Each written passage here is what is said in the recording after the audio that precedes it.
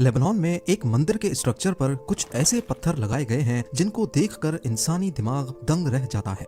एक एक पत्थर का वजन 3 ब्लू व्हेल्स जितना वजनी है और हैरत अंगेज तौर पे इनको बड़ी महारत से वन पीस में ना सिर्फ काटा गया बल्कि 1.5 किलोमीटर दूर से ट्रांसपोर्ट भी किया गया, वो भी हजारों साल पहले। लेकिन मिस्ट्री ये है कि आज तक इंसानों की कोई ऐसी सिविलाइजेशन नहीं गुजरी जो इतने बड़े पत्थर काटने के लिए मशहूर हो। क्या इतिहास में कोई ऐसी सिविलाइजेशन भी गुजरी है जिनके पास वो नॉलेज थी जो आज हमारे पास नहीं? इन पत्थरों की जांच पड़ताल के लिए जर्मन आर्कियोलॉजिस्ट की एक टीम ने पत्थर की उस कान पर एक्सकवेशंस करना शुरू की जहां से ये पत्थर लाए गए थे। वहां आज भी एक इनकम्प्लीट पत्थर मौजूद है जिसका वजन 1200 टन बताया जाता है, यानी करीब 4 बोइंग 747 जितना। लेबनान की बिका वैली के ईस्ट में बालबेक नामी शहर है जहां रोमन एम्पायर के कुछ खंडरात को दुनिया भर से लोग देखने आते हैं। पर मजे की बात यह है कि ऊपर से दिखने वाले ये खंडरात बने तो रोमन एम्पायर के दौर में थे, लेकिन इसके नीचे आर्कियोलॉजिस्ट को कुछ ऐसे सबूत मिले हैं जिनका रोमन एम्पायर के साथ कोई कनेक्शन नहीं है, कम से कम अभी तक तो नहीं।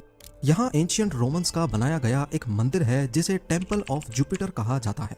ये मंदिर आज भी रोमन एम्पायर के आर्किटेक्चर और उनके हुनर की आला तरीन मिसाल है। पर इस मंदिर की कंस्ट्रक्शन के नीचे बहुत बड़े पत्थरों की फाउंडेशन पाई गई है।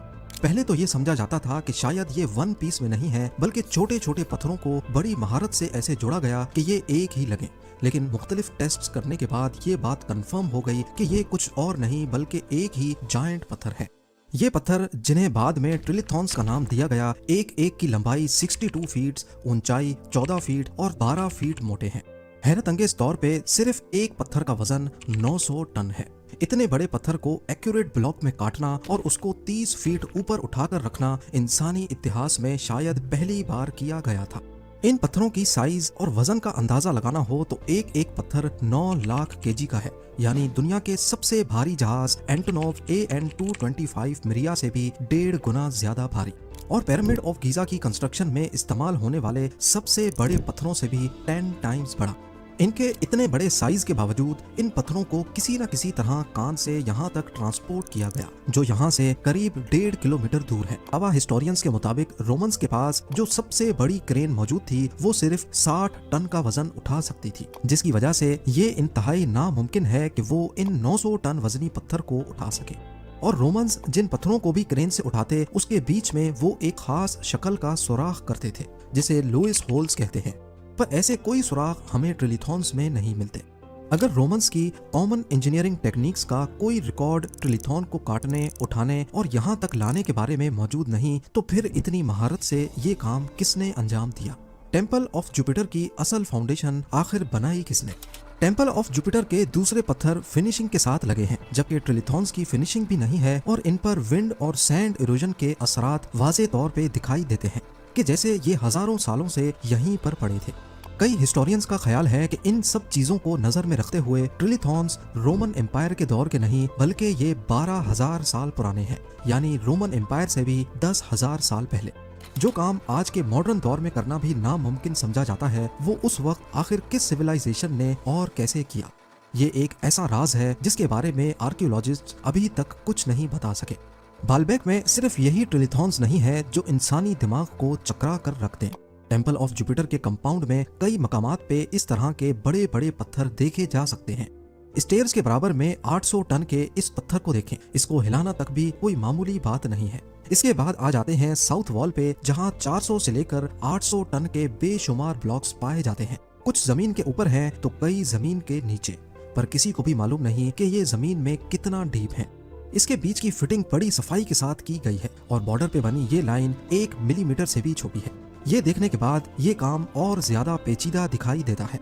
इन पत्थरों के सरफेस पे कुछ अजीबो गरीब निशानात मौजूद हैं, जैसे आजकल की मॉडर्न माइनिंग मशीनरी की वजह से पत्थरों पे बनते हैं। इन निशानात की लंबाई करीब 10 फीट तक है और ये एक दूसरे से बिल्कुल पैरेलल है।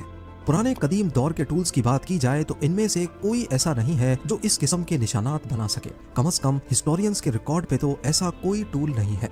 इस तरह के टूल मार्क्स चाइना में यानशान क्वारी के पत्थरों पर भी देखे गए हैं। यहाँ पर एक 16,000 टन वजनी पत्थर का ब्लॉक मौजूद है जिस पर ठीक उसी तर्ज पे वैसे ही निशानात हैं जैसे बालबेक के पत्थरों पर है। इसी तरह जॉर्डन के कदीम शहर पेट्रा में भी ऐसे ही निशानात देखे गए हैं। पहाड़ के पत्थरों को काटकर ये शहर भी कम से कम 2300 साल पहले बनाया गया था। कंपैरिजन किया जाए तो ये निशानात आजकल की मॉडर्न मशीनरी जैसे ही हैं, यानी जमाना कदीम में भी ऐसी टेक्नोलॉजी थी जो मॉडर्न मशीनरी की तरह पत्थरों को काट सकती थी। पर जाहिर है इसका कोई ठोस सबूत अभी तक हिस्टोरियंस के पास नहीं है। अब आ जाते हैं उस कान पर जहां से असल में ये बालबेक के पत्थर लाए गए थे, जिनमें ट्रिलिथॉन्स भी शामिल हैं। Baalbek quarry temple of Jupiter से करीब 1.5 किलोमीटर दूर है और ये एक लाइम स्टोन की कान है। कोई सबूत भी नहीं मिला कि कदीम दौर में इन पत्थरों की ट्रांसपोर्ट के लिए कोई सीधा रास्ता बनाया गया हो जिससे पत्थरों को खींचना आसान होता हो। ना सिर्फ इतना, बालबेक की साइट पर ये बोझल पत्थर पहुंचाने के बाद इनको इतनी बारीकी से कैसे उठाया गया होगा। मान भी लिया जाए कि एंशिएंट बिल्डर्स ने पुली सिस्टम का इस्तेमाल किया होगा, तो भी पत्थरों पर ऐसे कोई निशानात नहीं मिलते जो किसी पुली सिस्टम के लगने का इशारा दे रहे हों। बालबेक के ये दो कामत पत्थर हमें एक कदीम सिविलाइजेशन का इशारा देते हैं। वो दौर जब इंसानों का कद काफी बड़ा था और इनका जिस्म किसी देव की तरह ताकतवर। मुख्तलिफ रिलीजियस बुक्स जैसा कि बाइबल, कुरान और हिंदी स्क्रिप्चर्स में भी ऐसे इंसानों का जिक्र है जो काफी लंबे और ताकतवर थे। इनके पास ऐसी पावर्स थीं जो किसी फिक्शन मूवीज में सुपर ह्यूमंस के पास होती हैं।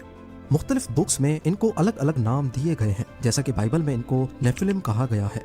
कहीं पर इनका कद 450 फीट बताया गया है तो कहीं पर 100 फीट तक। और उन सिविलाइजेशन के लिए शायद बालबेक के पत्थरों को उठाना इतना मुश्किल काम नहीं था।